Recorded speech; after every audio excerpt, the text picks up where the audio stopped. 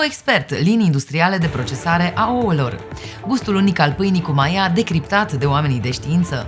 Cele 27 de țări ale Uniunii Europene își depășesc biocapacitatea. Algele, ingredientul alimentar al viitorului. Biscuiții antifoame. Bine v-am regăsit la Baking News! Sunt Ana cu știri proaspete pentru profesioniștii artei albe. Abonați-vă la canalul nostru! Pentru a veni în sprijinul profesioniștilor, companiile Novapan și Ovotec vă pun la dispoziție prin Novo Expert echipamente și linii industriale de procesare automatizată a ouălor pentru capacități ridicate de producție. Aceste utilaje oferite prin Novo Expert vin în sprijinul producătorilor din domeniu prin substituirea muncii manuale cu o tehnologie perfect adaptată să efectueze gama de operațiuni de prelucrare a acestei materii prime, spargerea ouălor sau spargerea cu separarea gălbenușului de albuș. Beneficiile sunt evidente: produse necontaminate și cu o prospețime ridicată, creșterea profitabilității afacerii și, nu în ultimul rând, economia cu mâna de lucru. Accesați novoexpert.ro pentru detalii. O echipă de cercetători de la Universitatea Tehnică din München, condusă de profesorul Thomas Hoffmann, a identificat compoziția chimică a substanțelor responsabile pentru aroma distinctivă a pâinii cu maia.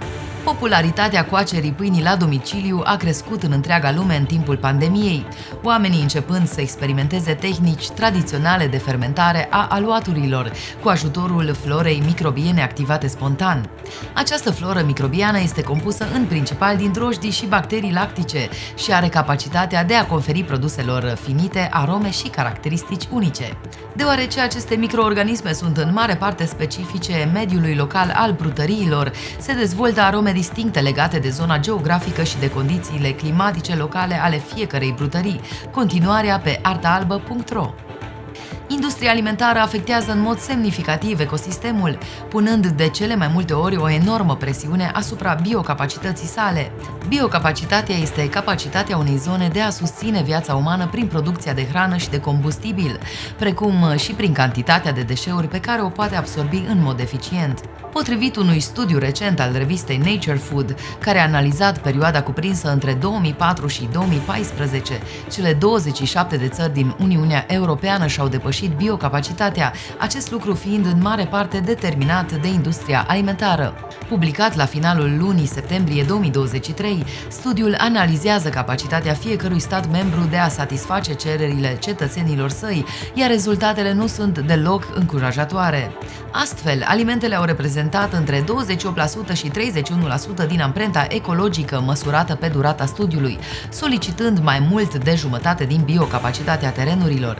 Următoarea componentă a amprentei ecologice, având o valoare semnificativă, o reprezintă mijloacele de transport personal, 21-22%. Mai multe pe artaalbă.ro. Algele sunt un ingredient alimentar promițător în contextul actual în care majoritatea inovațiilor alimentare se concentrează pe sănătate și pe durabilitate, atingând cele două tendințe în creștere, o agricultură durabilă și alimente funcționale. Conform unei analize semantice efectuate online de Taste Tomorrow Puratos privind trendurile la nivel global, numărul de mențiuni online ale acestor două tendințe va crește cu 5% și respectiv cu 4,4% până la finele anului 2023. În acest context, microalgele vin cu o importantă valoare nutritivă. Sunt bogate în proteină, vitamine, minerale, antioxidanți și ies în evidență mai ales prin conținutul de acizi grași esențiali omega-3, omega-6 și omega-7 și prin cel de vitamine cum ar fi A, D și E. În condițiile în care majoritatea consumatorilor cu o dietă occidentală nu respectă aportul zilnic recomandat de acizi grași, alimentele pe bază de alge ar putea fi de mare ajutor, fiind în același timp și o alternativă vegetală la proteinele de origine animală. În al doilea rând, producția microalgelor este sustenabilă, necesarul de teren, apă și energie pentru cultivare fiind unul foarte redus în comparație cu culturile tradiționale. De menționat și faptul că algele pot fi cultivate într-o varietate de medii, inclusiv în apă dulce, apă sărată și chiar și în medii deșertice. Toate detaliile pe artaalbă.ro. În cadrul emisiunii dedicate științei, Nos, L'Aventura de la Conoscența a televiziunii italiene Rai 1, au fost prezentați biscuiții antifoame, creația specialiștilor din cadrul Universității Catolice din Piacenza. Biscuiții produși de cercetătorii de la Universitatea din Piacenza utilizează proprietățile fracțiunii RS a amidonului, capabilă să influențeze organismul nostru în momentul digestiei. Această descoperire poate veni în ajutorul strategiilor împotriva supraponderalității și obezității, amenințări pentru sănătatea organismului recunoscute la nivel global.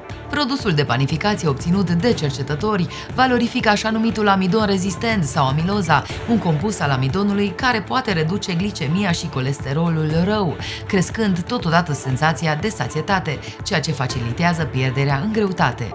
Citiți întregul articol pe artaalbă.ro, sursa de informare pentru brutari, patiseri, cofetari, ciocolatieri și gelatieri, de unde au fost preluate toate știrile ediției. Nu uitați să vă abonați la canalul nostru.